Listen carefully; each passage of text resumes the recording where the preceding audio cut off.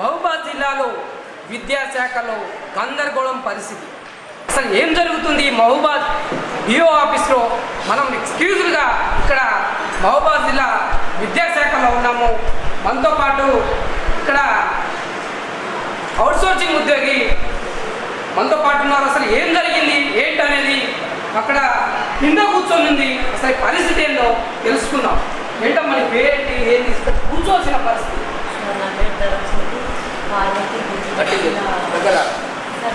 నా పేరు ధరం కాదు. 2017 నుండి మా అవుట్సోర్సింగ్ ఏజెన్సీ ద్వారా మహిళా ఆర్గనైజ్ విద్యాశాఖ కాలేజీలో నేను విధులు నిర్వహిస్తున్నాను.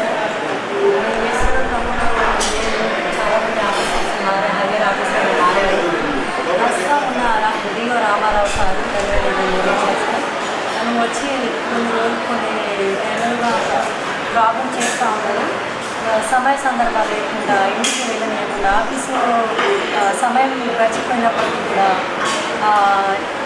సమయాన్ని మించి ఉద్యోగం నిర్వహించాలని ఆర్డర్ చేస్తూ బయట ప్రాంతాలకు గురి చేస్తూ ఆఫ్టర్ అవుట్సోర్సింగ్ అటెండర్ని ప్రైవేట్ గవర్నమెంట్ ఉద్యోగం కాదు, నేను నెట్వర్క్ వెళ్తాను అప్పుడు వెళ్ళాలి, నేను చెప్పినట్టు వినాలి, నేను చెప్పినట్టు వెంటనే నీ జాబ్ ఉంటుంది, నీ లైఫ్ బాగుంటుంది, లేదంటే ఎవరితో చెప్తున్నా డిస్ట్రిక్ట్ ఆఫీసర్గా నా మాట వింటారు, నీ మాట వినరు, చెల్లెలు వాళ్ళని ఆదేశాలు ఇలా అప్పుడప్పుడు నాకు దురుసుగా మాట్లాడడం జరుగుతుంది సార్.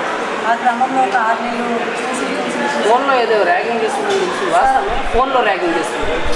ఫోన్లో కాదు సార్, ఫోన్ చేసి మా ఆఫీస్లో ద్వారా ఫోన్ చేసి ఆఫీస్కి నన్ను పిలిపించి ఆఫీస్ సీసీ కెమెరా బయట సైడ్ ఆఫీస్లో చివరిలో తీసుకెళ్ళి ఎలా పడితే అలా మాట్లాడుతున్న మరియు ఫోన్ తప్పుడు ఆన్ చేసినప్పుడు నా ఫోన్ ఆపుకొని సీసీ కెమెరా లేని ప్రదేశం ఆఫీస్లో కూడా సీసీ కెమెరా లేని ప్రదేశం ఆఫీస్ చివరిలో తను ఎలా పడితే అలా మహిళలను చూడకుండా సమయ సందర్భం లేకుండా సమయంలో ఇంటికి వెళ్ళిన నన్ను మరలా ఫోన్ సూపరింటెండెంట్ ద్వారా ఫోన్ చేసి పిలిపించి ఎలా పడితే